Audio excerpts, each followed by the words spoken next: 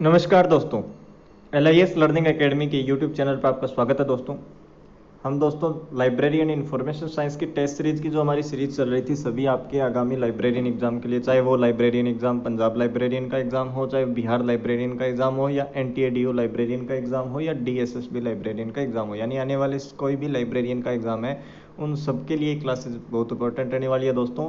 और सभी के सभी क्वेश्चन आपके प्रीवियस ईयर पेपर में पूछे गए सभी क्वेश्चन है दोस्तों, ऑथेंटिक आंसर के से आपको आंसर उपलब्ध करवाए गए हैं साथ में दोस्तों। तो आज की क्लास का हमारा पहला क्वेश्चन है, एक प्रक्रिया जिसमें संगठन में काम करने के लिए निश्चित पदों पर योग्य व्यक्तियों को नियोजन करना क्या कहलाता है। दोस्तों यहाँ लाइब्रेरी मैनेजमेंट से संबंधित क्वेश्चन है कि जब कोई कार्य है उसको करने के लिए योग्य व्यक्ति, जो क्वालिफाइड व्यक्ति है, उनको नियोजन करना यानी उनको नियुक्त करना क्या कहलाता है। तो आपको भी पता है आप किस आधार पर नियुक्ति आप पाओगे। सबसे पहले क्या निकलती है, कोई भी पद के लिए रिक्रूटमेंट निकलती है। तो दोस्तों इसका राइट आंसर क्या होगा आपका, ए ऑप्शन ही रिक्रूटमेंट। ऑप्शन बी है जैसे सर्विस, ऑप्शन सी है सिलेक्शन, ऑप्शन डी है मैनेजमेंट, लेकिन इसका राइट आंसर कौन सा होगा, रिक्रूटमेंट यानी भर्ती प्रक्रिया के द्वारा ही कोई पदों पर नियोजन व्यक्ति को नियोजित किया जाता है, योग्य व्यक्ति को नियोजित किया जाता है दोस्तों। अगला क्वेश्चन आपका, नेक्स्ट क्वेश्चन, कौन सा राष्ट्रीय पुस्तकालय का कार्य नहीं है।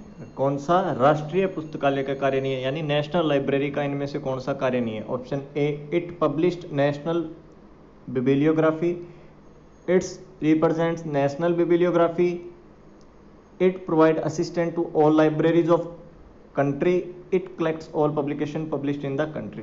देखो दोस्तों पहला ऑप्शन क्या है कि इट पब्लिश्ड नेशनल बिब्लियोग्राफी, की यह राष्ट्रीय पुस्तकालय वह कार्य होता है जो राष्ट्रीय ग्रंथ सूची को प्रकाशित करता है। यह बिल्कुल सही है दोस्तों, राष्ट्रीय ग्रंथ सूची को प्रकाशित नेशनल लाइब्रेरी करती है।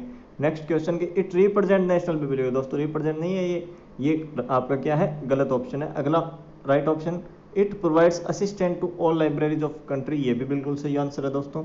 Option D, it collects all publication published in the country, कि जो एक देश में सभी जितने भी प्रकाशित हो रहे हैं ग्रंथ है उनको डाटा कलेक्ट करना, इकट्ठा करना भी कार्य किसका होता है, नेशनल लाइब्रेरी का। ये भी दोस्तों राइट ऑप्शन है। लेकिन क्वेश्चन में क्या पूछा है कि राष्ट्रीय पुस्तकालय का कार्य नहीं है, तो राष्ट्रीय पुस्तकालय कार्य नहीं है, इट रिप्रेजेंट नेशनल बिब्लियोग्राफी, ये राष्ट्रीय पुस्तकालय का कार्य नहीं है। अगला क्वेश्चन दोस्तों, संयुक्त राज्य अमेरिका के राष्ट्रीय पुस्तकालय का क्या नाम है। संयुक्त राज्य अमेरिका के राष्ट्रीय पुस्तकालय का क्या नाम है, यानी दोस्तों अमेरिका का जो नेशनल लाइब्रेरी है उस नेशनल लाइब्रेरी का क्या नाम है। तो आपको पता होगा American national library option A, option B library of congress, option C library of America, और ऑप्शन डी दोस्तों आपका नेशनल लाइब्रेरी ऑफ USA। तो इसका राइट आंसर आपको जैसे कि पता होगा, सबसे पुराना लाइब्रेरी कौन सा है, library of Congress, library of दोस्तों कांग्रेस 1800 सन 1800। और ये संयुक्त राज्य अमेरिका का क्या है, राष्ट्रीय पुस्तकालय, जिसका नाम है लाइब्रेरी ऑफ कांग्रेस। अगला क्वेश्चन दोस्तों, निम्नलिखित में से कौन सा राष्ट्रीय पुस्तकालय की विशेषता नहीं है। ये भी क्वेश्चन है कि नेशनल लाइब्रेरी है, नेशनल लाइब्रेरी की विशेषता नहीं है, उसका करेक्ट नहीं है, वो कौन सा है, इसमें से ऑप्शन में बताना है दोस्तों। ये सभी क्वेश्चन जो आज की क्लास में आपके लिए उपलब्ध करवाए गए, सभी क्वेश्चन DSSB लाइब्रेरी एग्जाम 2014 में पूछे गए क्वेश्चन है दोस्तों। Option A, it is central library of country, option B, its reader are the specific person of nation, option C, it is sponsored by the grant of the central government, और option D दोस्तों, it is only copyright library, it is only copyright library. तो इसका right answer क्या होगा दोस्तों, इसका right answer होगा central library of country, बिल्कुल सही आंसर है दोस्तों, कि राष्ट्रीय पुस्तकालय केंद्रीय पुस्तकालय होता है एक देश का। ऑप्शन डी, कि its reader are the specific person of the nation, ये जरूरी नहीं है दोस्तों, एक राष्ट्रीय पुस्तकालय में जरूरी नहीं है कि उसी राष्ट्र के पर्सन आकर पढ़ सकते हैं। वर्तमान में रिसोर्स शेयरिंग के द्वारा भी दोस्तों अलग अलग पुस्तकालयों की आप पाठ्य पुस्तक पढ़ सकते हैं, क्योंकि सभी डिजिटल हो गए हैं। तो ये इसका क्या है, गलत ऑप्शन है दोस्तों। क्या है, its reader are the specific person of the nation, वैसे करेक्ट आंसर है, लेकिन हमें पूछा क्या है, विशेषता नहीं है, तो विशेषता यह नहीं है दोस्तों, its reader are the specific person of the nations. अगला क्वेश्चन, जनता के लिए भारत के राष्ट्रीय पुस्तकालय किसके द्वारा खोला गया। कि आम नागरिकों के लिए, जनता के लिए भारत में राष्ट्रीय पुस्तकालय किसके द्वारा खोला गया था? Option A doctor Radhakrishnan, option B Jawaharlal Nehru, option C Maulana Abul Kalam Azad और ऑप्शन डी दोस्तों डॉक्टर राजेंद्र प्रसाद। तो जनता के लिए राष्ट्रीय पुस्तकालय को, जनता है, जनता के लिए राष्ट्रीय पुस्तकालय को कब खोला गया था? यानी राष्ट्रीय पुस्तकालय नेशनल लाइब्रेरी ऑफ इंडिया है दोस्तों, आपको पता है नेशनल लाइब्रेरी ऑफ इंडिया, सबसे पहले imperial library, Calcutta public library, धीरे धीरे ऐसे चलेगी। 1953 में जब जनता के लिए खोला गया था तो उस समय किसके द्वारा खोला गया था? तो दोस्तों उस समय तत्कालीन जो थे मौलाना अबुल कलाम आज़ाद थे। कौन थे? मौलाना अब्दुल कलाम आज़ाद द्वारा राष्ट्रीय पुस्तकालय को जनता के लिए खोला गया था दोस्तों। अगला क्वेश्चन, कॉलेज पुस्तकालय का मुख्य उद्देश्य क्या होना चाहिए? कि जो कॉलेज लाइब्रेरी है उसका मुख्य उद्देश्य या मेन एम क्या होना चाहिए? तो दोस्तों साधारण सी बात है, कॉलेज लाइब्रेरी हो, एक बात याद रखना कि कॉलेज लाइब्रेरी में जो पाठ्यक्रम करवाए जाते हैं, जो भी कोर्सेज उपलब्ध हैं, उन्हीं कोर्सेज की दोस्तों पाठ्य सामग्री उपलब्ध करवाना जरूरी होता है, उन्हीं की पाठ्य सामग्री उपलब्ध करवाना दोस्तों जरूरी होता है। मुख्य कार्य आप यही याद रखना कॉलेज पुस्तकालय का कि जो महाविद्यालय में जो भी अध्ययनरत पाठ्यक्रम है, पाठ्यक्रमों में जो भी पाठ्य पुस्तकें लगती है उनको उपलब्ध करवाना कॉलेज लाइब्रेरी का मुख्य कार्य भी है, मुख्य उद्देश्य भी है। ये बात आपको याद रखनी है दोस्तों। तो promotion of researchers, option A क्या है? Promotion of researchers. Option B promote the reading habits of student. Option C support the teaching programme of the college. Support the teaching programme of the college, यानी जो भी teaching programmes है college के अंदर उनको support करना, उनकी पाठ्य पुस्तक उपलब्ध करवाना। तो इसका राइट आंसर होगा दोस्तों सपोर्ट द, क्या होगा right answer? Support the teaching programme of the college. अगला क्वेश्चन दोस्तों, किस अधिनियम के तहत भारतीय राष्ट्रीय पुस्तकालय पुस्तक प्राप्त करता है? कि कौन सा अधिनियम है जिस अधिनियम के तहत नेशनल लाइब्रेरी ऑफ इंडिया में पुस्तक प्राप्त करता है, रिसीव्ड करता है? दोस्तों हमने पिछली जो भी सीरीज रही है हमारी टेस्ट सीरीज, उसमें से एक एक्ट पढ़ा था हमने, डिलीवरी ऑफ बुक्स एक्ट 1954 पढ़ा था, जिसमें संशोधन हुआ था 1956 में, और संशोधन के साथ में ही पत्र पत्रिकाओं को शामिल किया गया था। और उस एक्ट के तहत क्या था कि कोई भी पुस्तक प्रकाशित होती है, कोई भी लेखक पुस्तक लिखता है तो उसकी 4 प्रति अलग अलग 4 डिपोजिटरी लाइब्रेरी में जमा करवानी आवश्यक होती है, जिनमें से एक लाइब्रेरी कौन सी थी? National library of India. तो दोस्तों किस अधिनियम के तहत भारतीय राष्ट्रीय पुस्तकालय पुस्तक प्राप्त करता है? द कॉपीराइट एक्ट 1985 गलत ऑप्शन है दोस्तों। Delivery of books act 1954, option C registration of books act 1867 और डिलीवरी ऑफ बुक्स एक्ट दोस्तों 1956। ध्यान रखना 1956 डिलीवरी ऑफ बुक्स एक्ट संशोधन हुआ था, लेकिन जब ये पूछा जाए कि एक्ट कौन सा वर्ष था तो वो रहेगा दोस्तों आपका 1954। तो इसका राइट आंसर क्या होगा आपका? Delivery of books act 1954। Right answer क्या है?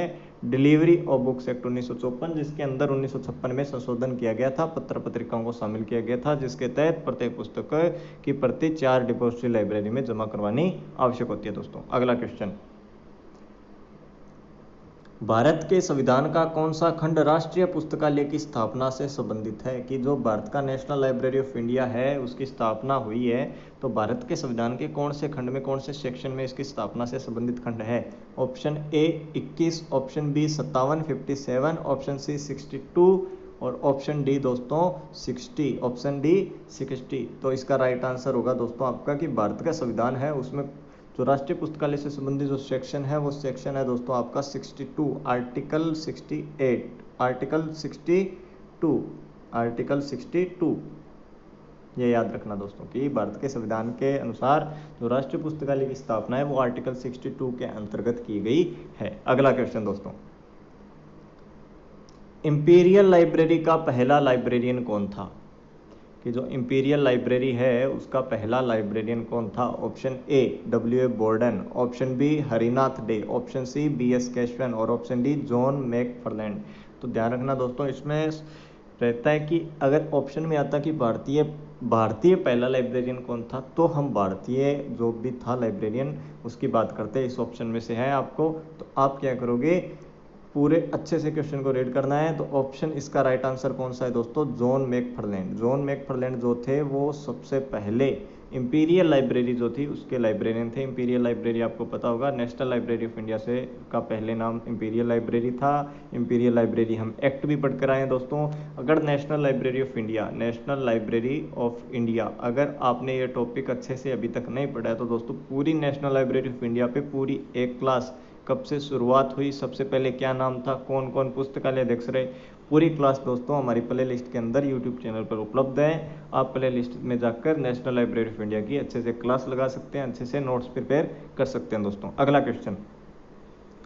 क्वेश्चन है हमारा कि अनौपचारिक आत्म शिक्षा किस तरह के पुस्तकालयों में संभव है। दोस्तों शिक्षा आपको पता है अनौपचारिक और औपचारिक दो तरह से है, लेकिन जो अनौपचारिक शिक्षा है, आत्म शिक्षा है, किस प्रकार के पुस्तकालयों से संबंधित है, यानी इनफॉर्मल। फॉर्मल वे में तो दोस्तों हम स्कूल में, कॉलेज में, यूनिवर्सिटी के अंदर जाकर वहाँ शिक्षा ले सकते हैं, वहाँ की लाइब्रेरी में जाकर बैठ सकते हैं। लेकिन जो स्कूल कॉलेज में नहीं जाते तो यानी आम जनता के लिए, तो आम जनता के लिए दोस्तों आपका पता है जनता के लिए बना पुस्तकालय कौन सा होता है, पब्लिक लाइब्रेरी। तो अनौपचारिक शिक्षा से याद रखना इनफॉर्मल एजुकेशन हमेशा पब्लिक लाइब्रेरी के अंतर्गत है। तो इसका राइट आंसर किसमें संभव है कि पब्लिक लाइब्रेरी में अनौपचारिक आत्म शिक्षा संभव है, कि वहाँ कोई भी व्यक्ति जाकर, कोई भी समुदाय से हो, कोई भी हो, वहाँ जाकर आराम से पढ़ सकता है, चाहे वो निरक्षर है। निरक्षर को भी एक्सटेंशन सर्विस के द्वारा दोस्तों साक्षर करने का भी कार्य होता है। तो इसका राइट आंसर कौन सा होगा, पब्लिक लाइब्रेरी। नेक्स्ट क्वेश्चन दोस्तों हमारा कि सार्वजनिक पुस्तकालय किसका उपहार है। सार्वजनिक पुस्तकालय किसका उपहार है, यानी दोस्तों कि सार्वजनिक पब्लिक लाइब्रेरी है वो किस तरह का उपहार है। तो आपको पता होगा कि सार्वजनिक पुस्तकालय में कोई भी व्यक्ति, किसी भी समुदाय, किसी भी धर्म, कोई भी हो, चाहे वो निरक्षर है, साक्षर नहीं है, अनपढ़ है या हैंडीकैप्ड है दोस्तों, कोई भी हो, या महिला है जो गृहिणी है, कोई भी जाकर पब्लिक लाइब्रेरी के अंदर पढ़ सकता है। यानी किसका संकेत है ये, किसका उपहार है, डेमोक्रेसी का उपहार है दोस्तों। कांग्रेस पार्टी का भी नहीं है, यहाँ कोई लाइब्रेरी ऑफ कांग्रेस का भी नहीं है, ऐसे पार्टी से कोई लेना देना नहीं है दोस्तों। ये डेमोक्रेसी, लोकतांत्रिक व्यवस्था का अधिकार है, उपहार है। तो सार्वजनिक पुस्तकालय किसका उपहार है, डेमोक्रेसी का उपहार है दोस्तों। अगला क्वेश्चन, क्योंकि सार्वजनिक पुस्तकालय जनता के लिए, जनता द्वारा ही बनाए जाते हैं, जनता के लिए, जनता द्वारा जो पुस्तकालय बनाए जाते हैं वो कौन से होते हैं, पब्लिक लाइब्रेरी या सार्वजनिक पुस्तकालय। अगला क्वेश्चन दोस्तों, पुस्तकालयों का सही वर्गीकरण है कि लाइब्रेरी का सही वर्गीकरण, राइट क्लासिफिकेशन कौन सा है। तो क्लासिफिकेशन की बात करें, पहला ऑप्शन क्या है कि पब्लिक लाइब्रेरी, एकेडमी लाइब्रेरी और special library. Option B public library, academic library और personal library. Option C national library, regional library या इंटरनेशनल लाइब्रेरी। और ऑप्शन डी है पब्लिक लाइब्रेरी, स्पेशल लाइब्रेरी और नेशनल लाइब्रेरी। दोस्तों मुख्य रूप से जब आपको जब लाइब्रेरी टाइप्स ऑफ लाइब्रेरीज आपका एक पूरी क्लास आपको करवाई गई थी, तो उस क्लास में मैंने क्या बताया था कि मुख्य रूप से जो प्रकार हैं लाइब्रेरीज के, मुख्य रूप से तो प्रकार है 3, लेकिन इसके अंदर ज़्यादा से ज़्यादा जो +1 कर सकते हैं वो है दोस्तों हमारी नेशनल लाइब्रेरी। हर राष्ट्र की अपनी नेशनल लाइब्रेरी होता है, लेकिन ऑप्शन में जब 3-3 के जोड़े बने हुए तो हमें उनमें से 3 जो मुख्य हैं उन्हीं को देखकर बताना है कि सही वर्गीकरण कौन सा है। तो सही वर्गीकरण दोस्तों इसका कौन सा होना है, आप ऑप्शन बताकर बताएं कमेंट बॉक्स में कि ऑप्शन इसका कौन सा राइट आंसर होगा। तो दोस्तों पहला ऑप्शन क्या है कि पब्लिक लाइब्रेरी, एकेडमिक लाइब्रेरी और स्पेशल लाइब्रेरी। तो दोस्तों ये इसका क्या है, राइट ऑप्शन। क्या है राइट ऑप्शन, तो ऑप्शन ए क्या होगा, इसका राइट आंसर होगा दोस्तों। पुस्तकालय का सही वर्गीकरण पब्लिक लाइब्रेरी, एकेडमी लाइब्रेरी और स्पेशल लाइब्रेरी। अगला क्वेश्चन दोस्तों हमारा, the library for the people, of the people and by the people क्या कहलाता है। तो आपको बताया था कि जनता का, जनता के लिए, जनता द्वारा संचालित या स्थापित पुस्तकालय दोस्तों पब्लिक लाइब्रेरी या सार्वजनिक पुस्तकालय कहलाता है। उसी सेंटेंस को दोस्तों इंग्लिश में पूछा गया कि the library for the people, of the people and by the people कहलाता है। तो क्या कहलाता है दोस्तों, आपका पब्लिक लाइब्रेरी कहलाता है। क्या कहलाएगा, पब्लिक लाइब्रेरी कहलाएगा। तो राइट आंसर क्या होगा, पब्लिक लाइब्रेरी। वह कौन सा है जो जनता का, जनता के लिए बनाया गया पुस्तकालय होता है, वो होता है सार्वजनिक पुस्तकालय या पब्लिक पुस्तकालय। अगला क्वेश्चन दोस्तों हमारा, केंद्र सरकार द्वारा केंद्रीय स्थान पर स्थापित पुस्तकालय क्या कहलाता है। कि जो सेंट्रल गवर्नमेंट है उसके द्वारा सेंट्रल प्लेस पे जो भी स्थापित स्टेब्लिश्ड लाइब्रेरी होती है वो क्या कहलाती है, central library. Option B national library, option C public library या ऑप्शन डी दोस्तों आपका सेंट्रल पब्लिक लाइब्रेरी। तो जैसा पता होगा कि एक राष्ट्र का जो पुस्तकालय होता है उस राष्ट्र के पुस्तकालय को क्या कहते हैं, राष्ट्र के पुस्तकालय किसके अधीन होता है, केंद्र सरकार के। और केंद्र सरकार द्वारा संचालित राष्ट्र के लिए पुस्तकालय कौन सा है, नेशनल लाइब्रेरी या राष्ट्रीय पुस्तकालय, नेशनल लाइब्रेरी या राष्ट्रीय पुस्तकालय। भारत का राष्ट्रीय पुस्तकालय कहाँ स्थित है दोस्तों? कोलकाता के अंदर स्थित है। कब हुई थी स्थापना? 1948। स्थापना कब हुई थी? 1948। हमारा नेक्स्ट क्वेश्चन, अकादमिक पुस्तकालयों में आमतौर पर पुस्तकालय समिति का सचिव कौन होता है? अकादमिक पुस्तकालय दोस्तों एकेडमिक लाइब्रेरी, शैक्षणिक पुस्तकालय भी बोल सकते हैं, एकेडमिक लाइब्रेरी। और आमतौर पर पुस्तकालय समिति यानी लाइब्रेरी कमेटी, उसका जो भी समिति है उसमें कौन कौन से सदस्य होते हैं, उनमें से जो सचिव है, सचिव यानी दोस्तों सेक्रेटरी, वो सेक्रेटरी कौन होता है एकेडमिक लाइब्रेरी के अंदर, एक शैक्षणिक पुस्तकालय के अंदर कौन सेक्रेटरी होता है पुस्तकालय समिति का? तो ऑप्शन देखते हैं हमारे। Option A principal, option B registrar, option C librarian और ऑप्शन डी प्रोफेसर इंचार्ज। तो जैसा कि दोस्तों पता होगा, पुस्तकालय समिति का जो सचिव होगा लाइब्रेरी, एकेडमिक लाइब्रेरी के अंदर, शैक्षणिक पुस्तकालय के अंदर, वो होता है हमारा लाइब्रेरियन, पुस्तकालय अध्यक्ष। तो पुस्तकालय अध्यक्ष क्या होगा? पुस्तकालय अध्यक्ष पुस्तकालय समिति का सचिव होता है दोस्तों। कौन होता है पुस्तकालय समिति का सचिव एक एकेडमिक लाइब्रेरी के अंदर या अकादमिक पुस्तकालय में? वो होता है लाइब्रेरियन दोस्तों। तो इसका राइट आंसर क्या होगा? लाइब्रेरियन। अगला क्वेश्चन, किस प्रकार के पुस्तकालय का उद्देश्य उपयोगकर्ता की अकादमिक और शोध संबंधी जरूरतों को बढ़ावा देना है? कि कौन सा पुस्तकालय है जो उद्देश्य जिसका उपयोगकर्ता की अकादमिक यानी शैक्षणिक और शोध संबंधी जरूरतों को बढ़ावा देता है? तो जैसा आपको पता होगा, शोध से संबंधित, याद रखना दोस्तों। एक हो गया शैक्षणिक पुस्तकालय में दोस्तों सबसे पहला स्कूल लाइब्रेरी, दूसरा हो गया कॉलेज लाइब्रेरी और तीसरी होती है दोस्तों यूनिवर्सिटी लाइब्रेरी।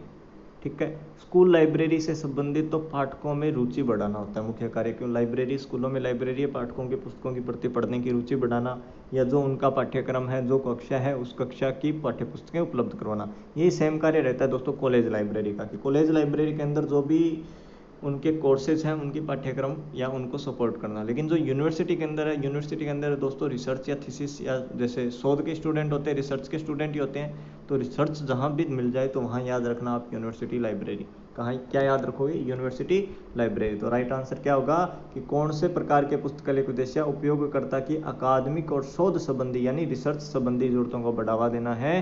तो राइट आंसर क्या होगा दोस्तों? उसका राइट आंसर होगा यूनिवर्सिटी लाइब्रेरी। कौन होगा? यूनिवर्सिटी लाइब्रेरी यानी विश्वविद्यालय पुस्तकालय।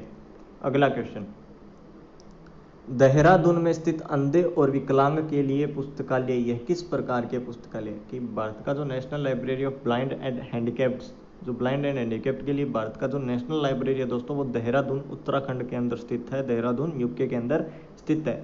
तो वह जो पुस्तकालय है वह किस प्रकार का पुस्तकालय होता है? जो अंधों और विकलांग के लिए भी पुस्तकालय। तो जैसा कि आपको बताया हुआ दोस्तों, सार्वजनिक पुस्तकालय सभी के लिए होता है, लेकिन जो किसी स्पेसिफिक क्षेत्र के लिए, स्पेसिफिक लोगों के लिए, जैसे हॉस्पिटल के अंदर मेडिकल लाइब्रेरी, जेल के अंदर jail library, handicapped and blind के लिए दोस्तों होती है, वो होती है स्पेशल लाइब्रेरी। तो ये सभी किसके अंतर्गत आते हैं? स्पेशल लाइब्रेरी या विशिष्ट पुस्तकालयों के अंतर्गत आते हैं दोस्तों। तो अंधे और विकलांग के लिए जो पुस्तकालय स्थित है, national library of blind and handicapped दोस्तों, वो देहरादून के अंदर स्थित है, जो कि स्पेशल लाइब्रेरी के अंतर्गत आती है, स्पेशल लाइब्रेरी के अंतर्गत आती है दोस्तों। अगला क्वेश्चन, हमारा अगला क्वेश्चन है दोस्तों कि कौन सा स्कूल पुस्तकालयों का उद्देश्य नहीं है? कि जो लाइब्रेरी, स्कूल लाइब्रेरी है, उनका उद्देश्य नहीं है। तो आपको बता दिया है, सभी क्वेश्चन आपको एक साथ बता चुका हूँ कि कौन सा स्कूल लाइब्रेरी का कार्य होता है, कौन सा कॉलेज लाइब्रेरी का कार्य होता है, कौन सा यूनिवर्सिटी लाइब्रेरी का कार्य होता है, कौन सा स्पेशल लाइब्रेरी का होता है और कौन सा पब्लिक लाइब्रेरी का होता है। टाइप्स ऑफ लाइब्रेरीज दोस्तों, पूरा एक कंप्लीट टॉपिक के लिए आपको ऊपर क्लासेज अवेलेबल है यूट्यूब चैनल पर। आप क्लासेज अच्छे से देख सकते हैं, प्रिपेयर नोट्स कर सकते हैं, फिर आप क्वेश्चन का आंसर देने की कोशिश करेंगे तो आराम से क्वेश्चन का आंसर दे सकते हैं। तो ऑप्शन देखिए, हमारी पहला क्वेश्चन है मेक द स्टूडेंट लिटरेट। की पुस्तकालय का उद्देश्य है मेक द स्टूडेंट लिटरेट। उद्देश्य बिल्कुल है दोस्तों, लेकिन क्वेश्चन में क्या पूछे? उद्देश्य नहीं है। हमें बताना है कि जो स्कूल लाइब्रेरी का उद्देश्य नहीं है। Next question, make the moral character for the student of the student, ये भी सही है। नेक्स्ट क्वेश्चन, दो awake the intellectual power of the student, ये भी क्वेश्चन सही है दोस्तों, ऑप्शन सही है। अगला है कि awake the ambition of sports of the student, ये दोस्तों सही नहीं है, ये उद्देश्य स्कूल लाइब्रेरी का उद्देश्य नहीं होता है। तो इसका राइट आंसर आपका क्या होगा? Awake the ambition of sports of the students. बाकी जो 3 है वो तीनों उद्देश्य हैं किसके, स्कूल लाइब्रेरी के लिए दोस्तों। साथ साथ में नोट्स प्रिपेयर कर सकते हो आप, क्योंकि ये क्वेश्चन सभी क्वेश्चन पूछे गए क्वेश्चन है दोस्तों। लैंग्वेज ऐसी रहने वाली है क्वेश्चन की, आपके सामने सीधा सीधा कोई नहीं पूछेगा, क्वेश्चन घुमा फिरा के या उद्देश्य है उद्देश्य नहीं है ऐसे क्वेश्चन आने वाले हैं। और धीरे धीरे जो हमारी टेस्ट सीरीज चलती रहेगी दोस्तों, सभी जितने एग्जाम हुए लाइब्रेरियन के सभी क्वेश्चन धीरे धीरे इन्वॉल्व हो जाएंगे, सभी आपके क्लासेस के अंदर ही मिल जाएंगे। आपको तो केवल कॉपी पेन लेकर साथ में बैठना है दोस्तों। अगला क्वेश्चन, उन पुस्तकालयों को क्या कहा जाता है जिनमें सेवाएं पूरी तरह से स्वचालित होती है और सभी संसाधन डिजिटलीकृत रूप में होते हैं, यानी डिजिटली ई बुक के रूप में ई दोस्तों रिसोर्स के रूप में जो आपके सभी बुक्स उपलब्ध होती हैं। सेवाएं स्वचालित यानी दोस्तों ऑटोमेशन होती है, कंप्यूटर का उसमें यूज किया जाता है। तो वह कौन से पुस्तकालय होते हैं, तो दोस्तों आपको पता होगा जिनमें संसाधन डिजिटल होते हैं, पूर्ण रूप से स्वचालित होते हैं, तो उनमें कंप्यूटर्स का यूज हुआ है, ऑटोमेशन, लाइब्रेरी ऑटोमेशन है वो। तो लाइब्रेरी ऑटोमेशन दोस्तों कैसे संभव है, डिजिटली संभव है, डिजिटली संभव है। तो इसका राइट आंसर क्या होगा हमारा, डिजिटल लाइब्रेरी। कोई और पुस्तकालय दोस्तों ऑप्शन आपको पढ़ने की आवश्यकता नहीं है, जब डिजिटलीकृत यानी डिजिटलाइजेशन और ऑटोमेशन यानी स्वचालित आ जाए तो वहाँ याद रखना आप हमेशा क्या आंसर दोगे, डिजिटल लाइब्रेरी। क्या ऑप्शन कौन सा राइट होगा, डिजिटल लाइब्रेरी। अगला क्वेश्चन, उपयोगकर्ता अध्ययन के तरीके क्या हैं दोस्तों, यूजर एजुकेशन, यूजर स्टडीज दोस्तों, लाइब्रेरी इंटेंशन, पुस्तकालय दीक्षा, इनसे संबंधित एक क्वेश्चन एग्जाम में पूछा जाता है, क्योंकि ये थ्योरेटिकल क्वेश्चन आता है, इससे थ्योरेटिकल पढ़ा हुआ है तभी आप इसका आंसर दे सकते हैं। तो ये अच्छे से रीड कर देना कि उपयोगकर्ता अध्ययन के तरीके कौन कौन से हैं। तरीके पूछे कि उपयोगकर्ता अध्ययन का तरीका कौन सा है, पहला मेजरमेंट ऑफ यूज, दूसरा सर्वे ऑफ द यूजर्स, तीसरा कम्युनिटी प्रोफाइल्स, और ऑप्शन दोस्तों डी है हमारा ऑल दी अबव। तो आपको पता होगा कि सर्वे यूजर्स का सर्वे, कम्युनिटी प्रोफाइल सामुदायिक प्रोफाइल निर्माण करके, तो ये सभी ऑल दी अबव है दोस्तों, वो उसके राइट आंसर है। तो आप नोट कर सकते हैं कि कौन कौन से उपयोगकर्ता यूजर स्टडी या यूजर एजुकेशन के तरीके हैं। पहला तरीका measurement of use, survey of the users, तीसरा ऑप्शन कम्युनिटी प्रोफाइल्स। ये तीनों तरीके हैं किसके, यूजर स्टडीज के दोस्तों। क्लियर। अगला क्वेश्चन, ओपेक पेपर है, ओपेक पेपर, पेपराइज पेपर, इन संबंधित दोस्तों जो शुरुआत में कौन से पेपर पे कहाँ लेखन कार्य शुरू हुआ था, इससे संबंधित एक इतिहास से संबंधित क्वेश्चन आ ही जाता है एग्जाम के अंदर। ये रिपीटेड क्वेश्चन है, बहुत सारे एग्जाम में पूछा गया है। तो ओपेक पेपर क्या है, ओपेक पेपर वाइट है यानी सफ़ेद कागज है, ट्रांसपेरेंट है यानी पारदर्शी है, ऑप्शन बी, ऑप्शन डी, सी है नॉन ट्रांसपेरेंट है, और ऑप्शन डी अल्ट्रा वाइट है। तो ध्यान रखना अपारदर्शी होता है ओपेक पेपर, क्या होता है, अपारदर्शी, और अपारदर्शी हम किसको बोलते हैं, नॉन ट्रांसपेरेंट। तो इसका राइट आंसर क्या होगा, नॉन ट्रांसपेरेंट है ओपेक पेपर। पेपराइज पेपर का भी क्वेश्चन आएगा दोस्तों आगे धीरे धीरे। जितने भी हिस्ट्री से संबंधित या कोई भी टॉपिक से संबंधित क्वेश्चन है, सभी क्वेश्चन आपके इन्वॉल्व होने वाले हैं, कोई भी क्वेश्चन पीछे नहीं रहेगा। आप तो केवल कॉपी पेन लेकर साथ में बैठना। आपने अभी तक कोई क्लासेज नहीं लगाई है, अटेंड नहीं किया, तो सभी क्लासेज भी आप यूट्यूब चैनल पर सभी क्लासेज उपलब्ध है, क्लासेज भी लगा सकते हैं। या किसी एग्जाम के कोई अन्य टॉपिक है जिस पर क्लास उपलब्ध नहीं है, तो आप कमेंट बॉक्स में बता सकते हैं कि सर इस टॉपिक पर क्लास दीजिए, तो उस टॉपिक पर आपको क्लास भी मिल जाएगी। केवल आपको कार्य क्या करना है दोस्तों, यूट्यूब चैनल को सब्सक्राइब करना है और शेयर करना है। अगला क्वेश्चन, उपयोगकर्ता का अध्ययन क्या है, वही बात दोस्तों, यूजर एजुकेशन, यूजर स्टडीज। पहले हमने पढ़े यूजर एजुकेशन के क्या पढ़े थे, तरीके। अब पूछ ही लिया कि यूजर स्टडीज क्या है। यूजर स्टडी दोस्तों, study of the needs of the users, option A, option B study of the users of the library, option C study of the library, study of library, या option D study of utility. तो इसमें ध्यान रखना है कि user education वह होती है जो study of needs of the users, कि यूजर को क्या आवश्यकता है, किस स्टडी की आवश्यकता है, वही उसको उपलब्ध करवाई जाए, वही उसको काम में ली जाए, या वही पाठ्य सामग्री उसको उपलब्ध करवाई जाए, वो क्या है, यूजर स्टडीज या यूजर एजुकेशन दोस्तों। और सभी ऑप्शन गलत हैं, तो इसका राइट ऑप्शन क्या है आपका, study of the needs of the user. ये क्या है, यूजर स्टडीज, यूजर एजुकेशन या यूजर स्टडीज दोस्तों, यूजर एजुकेशन या बोल सकते हैं स्टडीज। हमारा नेक्स्ट क्वेश्चन, किस प्रकार के पुस्तकालयों में उपयोगकर्ताओं का सर्वेक्षण बहुत उपयोगी है, कि जो यूजर्स हैं, उपयोगकर्ता दोस्तों ध्यान रखना, लाइब्रेरी के अंदर जैसे हम तो स्कूल के अंदर, कॉलेज के अंदर, यूनिवर्सिटी के अंदर विद्यार्थी हैं, स्टूडेंट हैं, लेकिन जो लाइब्रेरी में जाता है लाइब्रेरी में जाता है उसके लिए टर्म क्या यूज की जाती है, ध्यान रखना। एक तो टर्म यूज होती है दोस्तों आपकी यूजर, यूजर को हिंदी में बोल दिया उपयोगकर्ता। एक होता है दोस्तों रीडर, क्या होगा, रीडर, रीडर यानी पाठक, पढ़ने वाला, एक होता है पाठक। उसी तरह पुस्तक को हम बार बार लाइब्रेरी लाइब्रेरी पुस्तकालय बोलते हैं। जहाँ पुस्तकालय बोलते हैं एग्जाम में आपको, हालांकि पुस्तकालय के स्थान पर ज़्यादातर क्या मिलने को देखने को मिलेगा, ग्रंथालय। क्या मिलेगा, ग्रंथालय, क्योंकि सिमिलर नाम है। लेकिन इंग्लिश के अंदर लाइब्रेरी का लाइब्रेरी ही रहने वाला है दोस्तों। ये कुछ टर्म्स हैं हमारी कंसेप्ट ऑफ लाइब्रेरी, जहाँ से बेसिक से जो क्लास शुरू हुई है उसमें एक एक टर्म को सबसे पहले आपको बताया गया है कि लाइब्रेरी में कौन कौन सी टर्म है जिनका यूज किया जाता है। उसके अकॉर्डिंग ही सभी आपकी क्लासेज है धीरे धीरे, ताकि आपको बेसिक से बिल्कुल क्लासेस उपलब्ध करवाई गई है, ताकि आपका बेस बिल्कुल अच्छे से तैयार हो। तो अभी तक आपने कोई क्लासेस मिस किया तो वो क्लासेस जरूर लगा लेना दोस्तों। अगला क्वेश्चन हमारा, यूजीसी लाइब्रेरी कमेटी के अनुसार पुस्तकालयों को, पुस्तकालय कर्मचारियों को किस श्रेणी के सामूहिकृत किया गया है। यानी जो यूजीसी कमेटी थी, यूजीसी पुस्तकालय समिति थी, आपको बताया था रंगनाथन जी अध्यक्ष थे, 1957 में स्थापना हुई थी, पीछे टेस्ट सीरीज में हम पढ़कर आए हैं। तो उसके अंदर जो पुस्तकालय कर्मचारी होते हैं ना, उनको किस श्रेणी के अंतर्गत रखा है या किस श्रेणी के अंदर वर्गीकृत किया गया है, सामूहिकृत किया गया है। यानी कौन से हैं वो, प्रशासनिक अधिकारी हैं या वो व्यावसायिक हैं या वो अर्ध व्यावसायिक है, प्रोफेशनल है, नॉन प्रोफेशनल है, कौन से पुस्तकालय कर्मचारियों को किस में वर्गीकृत किया गया है। तो इसका राइट ऑप्शन क्या होने वाला है दोस्तों, ऑप्शन देखें। पहला ऑप्शन एडमिनिस्ट्रेटिव, प्रशासन, option B professional, option C semi professional, या ऑप्शन डी एकेडमिक। तो ध्यान रखना दोस्तों, जो लाइब्रेरियन है, जो लाइब्रेरी प्रोफेशन में आना चाहता है, तो प्रोफेशन से संबंधित दोस्तों ये प्रोफेशनल डिग्री डिप्लोमा करके ही हम यहाँ तक पहुँचते हैं। तो याद रखना, जो पुस्तकालय कर्मचारी है ना, यूजीसी कमेटी के अनुसार उनको भी प्रोफेशनल श्रेणी के अंतर्गत रखा गया है। किसमें, प्रोफेशनल श्रेणी के अंतर्गत रखा गया है यूजीसी लाइब्रेरी कमेटी के अनुसार दोस्तों। अगला क्वेश्चन, पुस्तकालय अगर पढ़ने वाली सामग्री का कोई भौतिक संग्रह स्थान या सहायक स्टाफ के बिना संचालित हो रही है तो वह क्या कहलाती है। कि पुस्तकालय है, वहाँ कोई सामग्री, भौतिक सामग्री नहीं है, फिजिकली कोई भी कलेक्शन नहीं है बुक्स का, और कोई भी सहायक स्टाफ नहीं है, असिस्टेंट स्टाफ नहीं है, उसके बिना भी संचालित हो रही है, तो उसे क्या कहा जाता है दोस्तों। तो आपको लाइब्रेरी के जितने भी प्रकार हैं, digital library, virtual library, conventional library, hybrid library, ये 4 प्रकार दोस्तों आपको बुक फोरम के आधार पर सबसे पहले कंसेप्ट ऑफ लाइब्रेरी के क्लासेस में बताया हुआ है। जिसमें पहला तो था परंपरागत पुस्तकालय।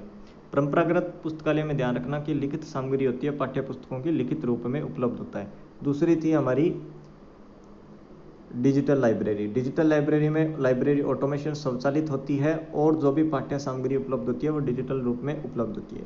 तीसरी हमने पढ़ी थी दोस्तों हमारी पब्लिक लाइब्रेरी, वर्चुअल लाइब्रेरी। कौन सी पढ़ी थी, वर्चुअल लाइब्रेरी। तो वर्चुअल लाइब्रेरी को बताया था लाइब्रेरी विदाउट द वॉल, बिना दीवारों का पुस्तकालय हमने बताया था, जिसके अंदर दोस्तों जैसे लाइब्रेरी बनी हुई है, लाइब्रेरी के अंदर साइबर कैफे देखा होगा आपने, साइबर कैफे के अंदर पीसीज पड़े होते हैं, जाओ अपनी ज़रूरत के हिसाब से जो भी आपको जानकारी लेनी है, सर्च करना है, इंटरनेट कनेक्ट होता है, आप वहाँ से जानकारी प्राप्त कर सकते हैं, किसी से कोई मतलब नहीं है।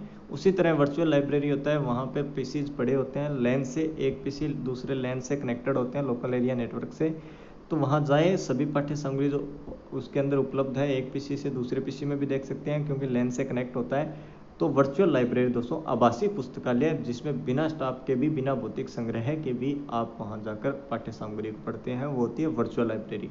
और जब डिजिटल लाइब्रेरी और वर्चुअल लाइब्रेरी या परंपरागत या डिजिटल पुस्तकालय आपस में मिल जाते हैं तो इनको बोलते हैं हाइब्रिड लाइब्रेरी दोस्तों। क्या बोलेंगे, हाइब्रिड लाइब्रेरी। बुक फोरम के आधार पर ये 4 मुख्य प्रकार थे। अगला क्वेश्चन हमारा, जो पुस्तकालय का उपयोग करते हैं उन्हें क्या कहा जाता है। ये देखो कितना अच्छा क्वेश्चन है इजी क्वेश्चन, लेकिन इसमें भी आप गलत हो जाता है, क्योंकि इजी के चक्कर में गलत हो जाता है। Option A users of the library, option B leaders of the library, option C members of the library, या option D scholars of library. तो लेकिन ध्यान रखना, जो उपयोग से याद रखना, उपयोगकर्ता, उपयोगकर्ता यानी इंग्लिश में क्या होगा, यूजर। तो यूजर्स ऑफ द लाइब्रेरी क्या होगा, यूजर्स ऑफ द लाइब्रेरी, जो पुस्तकालयों का उपयोग करता है उन्हें कहा जाता है यूजर्स ऑफ द लाइब्रेरी। अगला क्वेश्चन दोस्तों हमारा, वर्चुअल लाइब्रेरी तक पहुंचने में क्या उपयोग किया जाता है कि जो वर्चुअल लाइब्रेरी है, आभासी पुस्तकालय है, आभासी पुस्तकालय में मेंबरशिप या जो भी है मेंबरशिप ली होती है, हम हमारी आईडी से या जो भी है ई बुक को, पुस्तक को कैसे पढ़ सकते हैं, उसके लिए कौन से कार्ड का उपयोग किया जाता है, कैसे पहुंचा जाता है। Option A check card, option B hyper card, option C bottom card, option D identify card. तो ध्यान रखना, जो हाइपर कार्ड है उसका उपयोग कहाँ किया जाता है, वर्चुअल लाइब्रेरी में पहुंचने के रूप में उपयोग किया जाता है। किसका, हाइपर कार्ड का। किसका दोस्तों, हाइपर कार्ड का उपयोग किया जाता है। ये क्वेश्चन भी दोस्तों रिपीटेड क्वेश्चन है, बहुत बार पूछा गया क्वेश्चन है। अगला क्वेश्चन हमारा, पुस्तकालयों का मुख्य उद्देश्य और महत्वपूर्ण समस्या क्या थी जिसे डिजिटल लाइब्रेरी द्वारा हल किया गया है। क्या पूछा गया है कि पुस्तकालयों का कौन सा उद्देश्य है और कौन सी एक प्रॉब्लम है, महत्वपूर्ण इंपॉर्टेंट समस्या थी जिसको दूर करने के लिए ही डिजिटल लाइब्रेरी बनाई गई और हल किया गया, उसका सोल्यूशन किया गया।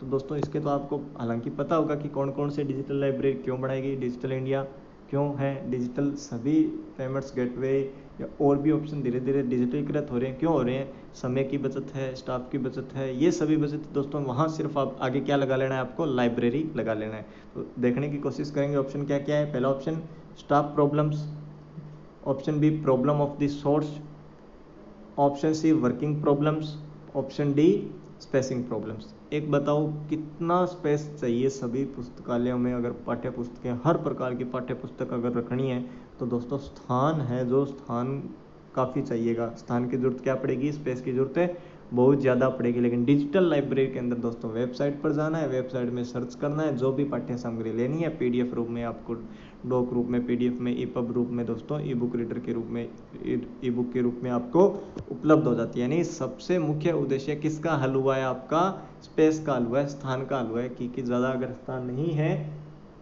तो डिजिटल लाइब्रेरी है जहाँ सभी पाठ्य सामग्री भी उपलब्ध हो सकती है और स्पेस प्रॉब्लम भी नहीं रहती है दोस्तों। अगला हमारा क्वेश्चन, पाठकों की शुरुआत का क्या मतलब है।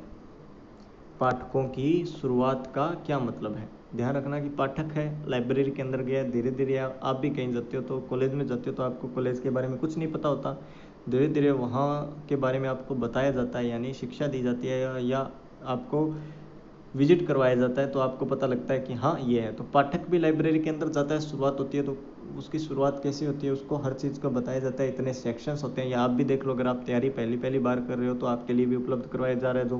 तो ये क्या है, पहला option beginning, option B knowledge, option C orientation, option D understanding. तो इसको क्या बोलते हैं दोस्तों, आपको भी जनरली अब ऑप्शन से पता लग गया होगा, क्या बोलेंगे इसको, ओरिएंटेशन। क्या बोलेंगे, ओरिएंटेशन। पाठकों की शुरुआत का मतलब क्या होता है, ओरिएंटेशन। लाइब्रेरी ओरिएंटेशन या इंटेंशन भी बोल सकते हैं इसको दोस्तों। अगला ऑप्शन, अगला क्वेश्चन दोस्तों हमारा, अंतर्राष्ट्रीय स्तर पर लाइब्रेरी एसोसिएशन कौन सा है। इन ऑप्शंस में से आपको बताना है कि जो विश्व स्तर का लाइब्रेरी संघ एसोसिएशन कौन सा है। Option A BLA, option B IFLA, option C ILA या ऑप्शन डी ALA। तो ध्यान रखना दोस्तों, इफ्ला, जो इफ्ला है वह पूरे विश्व स्तर का सबसे बड़ा पुस्तकालय का संगठन है, international federation of library association दोस्तों। ILA भारत का है, ALA अमेरिका है, यानी सभी एक एक अपने राष्ट्र को दिखाते हैं। लेकिन जो इफ्ला है उसके अंदर सभी राष्ट्रों के पुस्तकालय संघ सदस्य होते हैं, वो कौन है, इफ्ला दोस्तों। कौन है, इफ्ला। अगला ऑप्शन, अगला क्वेश्चन दोस्तों हमारा, कि रंगनाथन के साथ, रंगनाथन जी थे, उनके साथ दूसरा व्यक्ति कौन था जिसने ILA स्थापित करने के प्रयास किए थे। यानी इंडियन लाइब्रेरी एसोसिएशन की स्थापना डॉक्टर रंगनाथन जी के प्रयासों से बिल्कुल हुई है, लेकिन उनके साथ में कौन सा दूसरा व्यक्ति था जो भी प्रयासरत था, जो उनके साथ था। Option A PN Kaula, option B BS Keshavan, option C AC Woolner या ऑप्शन सी विश्वनाथन। तो ध्यान रखना दोस्तों, ऐसी जो वुलनर थे ना, ऐसी वुलनर डॉक्टर रंगनाथन जी के साथ थे और इन दोनों व्यक्तियों की सहयोग से ही ILA की स्थापना हुई थी। इंडियन लाइब्रेरी एसोसिएशन की स्थापना हुई थी, कब हुई थी, 1933 में। कब हुई थी, 1933 के अंदर दोस्तों।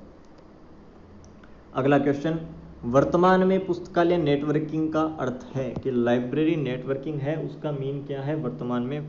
In present library networking means कौन क्या है दोस्तों। Option A information and computer networking, सूचना और computer networking, information network, traditional network है कंप्यूटर नेटवर्क। दोस्तों ट्रेडिशनल परंपरागत हो गया, कंप्यूटर नेटवर्क आपस में होते हैं। इंफॉर्मेशन यानी एक ही सूचना, लेकिन इंफॉर्मेशन एंड कंप्यूटर नेटवर्क की सूचना उपलब्ध होगी आपको, लेकिन कंप्यूटर की तो उसमें आवश्यकता पड़ेगी, कंप्यूटर नेटवर्क के लिए कंप्यूटर की तो आवश्यकता पड़ेगी। तो अब जो पुस्तकालय नेटवर्किंग का अर्थ है वो है इंफॉर्मेशन एंड कंप्यूटर नेटवर्किंग। क्या होगा दोस्तों? इंफॉर्मेशन एंड कंप्यूटर नेटवर्किंग, ये होगा इसका right answer, information and computer networking. अगला क्वेश्चन दोस्तों हमारा कि नेटवर्किंग सिस्टम में साझा करने के लिए सदस्य पुस्तकालयों में क्या आवश्यक होना चाहिए? कि जो एक पुस्तकालय है वो दूसरे पुस्तकालय के साथ नेटवर्किंग सिस्टम के द्वारा साझा करता है, यानी शेयरिंग करता है अपने सोर्सेज की, अपने पाठ्य सामग्री की, दस्तावेजों की, जैसे रिसोर्स शेयरिंग के द्वारा। Resource sharing library network consortia के बिना संभव नहीं है, ये आपको भी पता है दोस्तों। तो उनके लिए क्या आवश्यक है? साझा करने के लिए सदस्य पुस्तकालयों में क्या आवश्यक है? Option A ambition of cooperation, option B earnest of actively engaged, या option C both A and B, या ऑप्शन डी नन। तो आपको पता होगा दोस्तों कि जब नेटवर्किंग साझा करनी है तो एम्बिशन ऑफ कोऑपरेशन की भी आवश्यकता पड़ेगी, यानी सहयोग की भी आवश्यकता पड़ेगी, अर्नेस्ट ऑफ एक्टिवली एंगेज्ड भी होना चाहिए। ये दोनों ऑप्शन ही राइट आंसर है, यानी ए एंड बी दोनों का होना आवश्यक है नेटवर्किंग सिस्टम में साझा करने के लिए सदस्य पुस्तकालयों के अंदर। अगला क्वेश्चन दोस्तों हमारा, विस्तार सेवाओं का आयोजन करके पुस्तकालय विज्ञान के कौन से सूत्र को संतुष्ट किया जाता है? दोस्तों जरूरी नहीं होता कि एक ही कार्य एक ही लाइब्रेरी के लोग को संतुष्ट करता है या इम्प्लीकेशन होता है, एक से अधिक भी हो सकता है, लेकिन जो ज़्यादा सही रहता है ऑप्शन हमें उसे सिलेक्ट करना होता है, या जो पीछे एग्जाम में पूछे गए क्वेश्चंस हैं उनमें जो राइट माना गया है तो उसके अकॉर्डिंग हम कर सकते हैं, ताकि हम आपत्ति भी लगा सकें। अगर हमारा क्वेश्चन गलत करते हैं तो हम आपत्ति भी लगा सकते हैं आंसर की के ऊपर दोस्तों। तो option A first law, option B second law, option C third law, और दोस्तों option D fifth law, option D fifth law दोस्तों। तो आपको पता होगा ज़्यादा विस्तार पुस्तकालय विस्तार है जो पुस्तकालय विज्ञान के सूत्र को संतुष्ट करता है, एक्सटेंशन सर्विस को संतुष्ट करता है, विस्तार सेवा को, वो है दोस्तों सेकंड लॉ, यानी दूसरा सूत्र, या लाइब्रेरी का पुस्तकालयों के नियमों का डॉक्टर रंगनाथन जी द्वारा दिए गए उनका दूसरा सूत्र, सेकंड लॉ, दूसरा नियम दोस्तों। अगला क्वेश्चन है हमारा,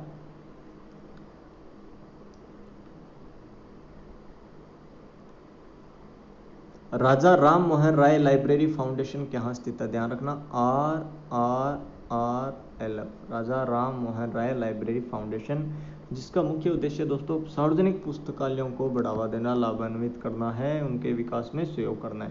तो यह राजा राम मोहन लाइब्रेरी फाउंडेशन है दोस्तों, ध्यान रखना 1972 में इसकी स्थापना हुई थी, ठीक है। संस्कृति मंत्रालय कल्चरल डिपार्टमेंट के अंतर्गत आता है, और इसका मुख्यालय हेडक्वार्टर की अगर बात करें तो वो स्थित है दोस्तों हमारा कोलकाता के अंदर। कहाँ है? कलकत्ता या कोलकाता के अंदर। तो कहाँ, ऑप्शन क्या होगा इसका राइट आंसर दोस्तों? कोलकाता। क्या होगा? कोलकाता। RRLF कहाँ स्थित है? RRLF स्थित है दोस्तों आपका कोलकाता के अंदर। राइट आंसर क्या होगा इसका? कोलकाता। अगला क्वेश्चन दोस्तों, किस संगठन ने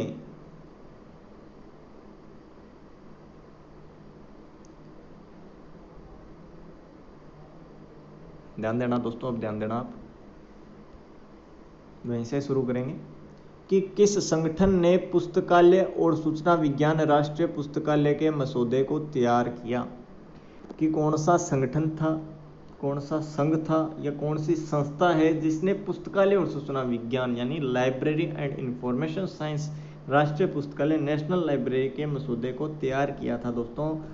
ऑप्शन ए क्या है? ILA, ऑप्शन बी क्या है आपका? आइजलिक, ऑप्शन सी है आइटलिक, ऑप्शन डी दोस्तों यहाँ क्या होगा? आइटलिस होगा, और ऑप्शन डी है RRLF।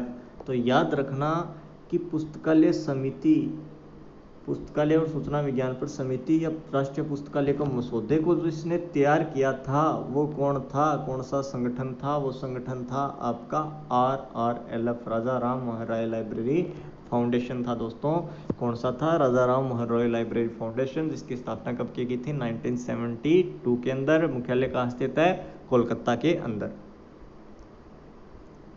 अगला क्वेश्चन दोस्तों, पुस्तकालयों के शैक्षणिक उपयोगकर्ता कौन है। उपयोगकर्ता कर देना दोस्तों, यहाँ पर यूजर्स कर देना, कि जो एकेडमिक लाइब्रेरी है उनमें यूजर्स कौन होते हैं। तो यूजर्स दोस्तों ऑप्शन ए क्या है, स्टूडेंट्स ओनली, ऑप्शन बी है टीचर्स ओनली, ऑप्शन सी है student teachers researchers and public, या ऑप्शन डी है स्टूडेंट टीचर्स एंड रिसर्चर्स। तीनों होते हैं दोस्तों, यूजर्स कौन होते हैं, तीनों होंगे, स्टूडेंट्स टीचर्स एंड रिसर्चर्स शैक्षणिक पुस्तकालयों। क्योंकि दोस्तों स्टूडेंट्स आप देख सकते हैं, स्टूडेंट्स और टीचर्स तो स्कूल कॉलेजेस में आ गए, रिसर्चर यूनिवर्सिटी लाइब्रेरी में भी आ जाते हैं।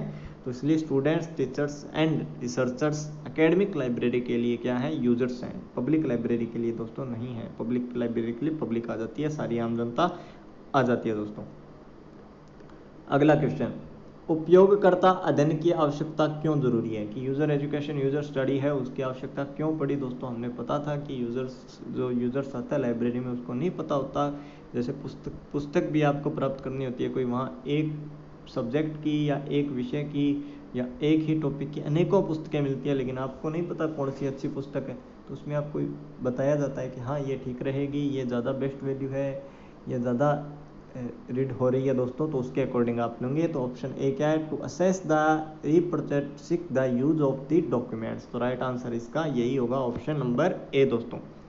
अगला क्वेश्चन, मार्क 21 में इनमें से किस स्थान में डीडीसी संख्या होती है। ध्यान में रखना दोस्तों, बात याद रखना, मार्क के जितने भी टैग है ना, उन सभी टैग को दोस्तों आपको अच्छे से रीड करके जाना। इससे संबंधित आज तक कोई भी लाइब्रेरियन का एग्जाम हुआ है, मार्क से एक क्वेश्चन आपका एग्जाम में पूछा जाता है दोस्तों। मार्क से संबंधित एक क्वेश्चन पूछा जाता है। मशीन रीडेबल कैटलॉग ऑफ 21वीं सेंचुरी 21 सेंचुरी इसकी फुल फॉर्म है दोस्तों, जिसके अंदर टैग्स होते हैं, कौन सा टैग आपका किसको रिप्रेजेंट करता है, यह केवल आपको याद रखना है दोस्तों। तो इसमें क्या पूछिए कि मार्क 21 में क्या पूछा गया कि मार्क 21 में किस स्थान में डीडीसी की संख्या होती है, डीडीसी ड्यू डेसिमल क्लासिफिकेशन की संख्या होती है। ऑप्शन ए 050 ये टैक्स है दोस्तों, ऑप्शन बी 080, ऑप्शन सी 082 या ऑप्शन डी 088। तो ध्यान रखना, जो 082 है उसमें मार्क 21 के अंदर डीडीसी की संख्या नंबर्स होते हैं 082। क्लियर दोस्तों। अगला क्वेश्चन हमारा नेक्स्ट क्वेश्चन क्या है कि पुस्तकालय में मुख्य रिकॉर्ड क्या है, कि जो लाइब्रेरी है, लाइब्रेरी में मेन रिकॉर्ड क्या होता है, जिसके अंदर सभी पुस्तकों की दोस्तों लिस्ट होती है, कितनी पुस्तकें प्राप्त हुई, कितनी पुस्तकें गई, तो पूरा मुख्य रिकॉर्ड अगर बात आ जाए। यही क्वेश्चन दोस्तों आपको बताना चाहूँगा, बहुत लाइब्रेरियन के प्रीवियस ईयर पेपर में पूछा गया क्वेश्चन है, आप देख भी सकते हैं पीछे बहुत सारे जितने भी लाइब्रेरियन के एग्जाम हुआ है, ये क्वेश्चन बार बार रिपीटेड क्वेश्चन है। ऑप्शन है shelf list, option B library handbook, option C है आपका दोस्तों एक्सेशन रजिस्टर, और ऑप्शन डी है नन। तो आपको लाइब्रेरी अधिग्रहण, पुस्तकालय अधिग्रहण या जितने भी सेक्शंस है लाइब्रेरी के वहाँ बताया था, और वहाँ एक्सेशन रजिस्टर है, जो एक्सेशन रजिस्टर की विशेषता बताई थी, मुख्य रिकॉर्ड या इसे बोलते हैं हिंदी में दोस्तों परिग्रहण पंजिका।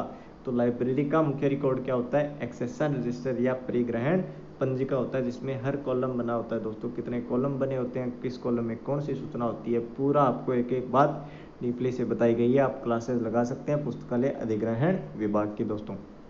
इसी के दोस्तों जहाँ तक हम पहले करते थे टॉप 20 क्वेश्चंस, एक क्लास में हम कितने क्वेश्चन पढ़ते थे, 20 क्वेश्चंस पढ़ते थे दोस्तों। उन्हीं क्वेश्चन को अब हमने कितने क्वेश्चन में कन्वर्ट कर दिया है, 40 क्वेश्चन में कन्वर्ट कर दिया है।